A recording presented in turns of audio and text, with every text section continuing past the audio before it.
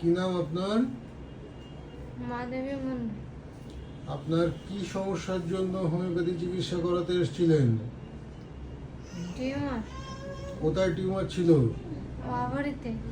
তো ওভারি টিউমারের জন্য কি কি কষ্ট হতো আপনার বলুন? পা থেকে খিল ধরে যেত, টান পড়তো, যন্ত্রণা হতো।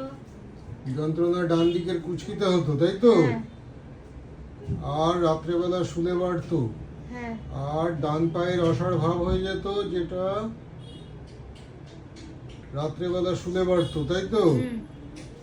আমার কাছে আমাদের এখানে হোমিওপ্যাথি চিকিৎসা কতদিন করিয়েছেন? ওষুধ কতদিন খেয়েছেন? তো 2 মাস। 2 মাস ওষুধ খাওয়ার পরে এখন কেমন আছেন বলুন তো? এখন ভালো। এই ওষুধ খাওয়ার পর আর কোনো সমস্যা আছে? না ডান দিকের কুচকির ব্যথা না নেই তো? না আর ডান দিকের পায়ের ব্যথাও নেই? না। আমরা হোমিওপ্যাথি চিকিৎসাকে ততটা গুরুত্ব দিই না, কিন্তু হোমিওপ্যাথি চিকিৎসায় ওভারিয়ান সিস্ট, ইউটেরাইন ফাইব্রয়েড ইত্যাদি, ফাইব্রয়েডিনোমা ব্রেস্টের ইত্যাদি টিউমারজনিত বিভিন্ন সমস্যা আমরা খুব সহজেই সারাতে পারি, যেটা অন্যান্য কোনো কিছুতে সম্ভব না সার্জারি ছাড়া।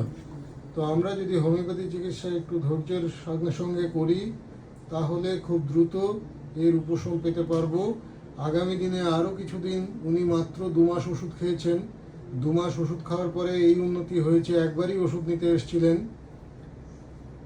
আরও কিছুদিন পরে আমরা একটা আল্ট্রাসোনোগ্রাফি করাবো। আল্ট্রাসোনোগ্রাফি করিয়ে আমরা দেখে নেব ডান দিকের ওভারি সিস্টার আছে কিনা। ঠিক আছে দাদা? ওনার হাজবেন্ড কেমন বুঝছেন ওষুধ খাওয়ার পরে? মোটামুটি ভালো বুঝছি। এখন আগে চেয়ে মোটামুটি সুস্থই পেলে আমি পাচ্ছি আর কি। একদম সুস্থ? তার জন্য আছে। আবার এসছি আমরা আবার। আচ্ছা, ঠিক আছে, থ্যাংক ইউ।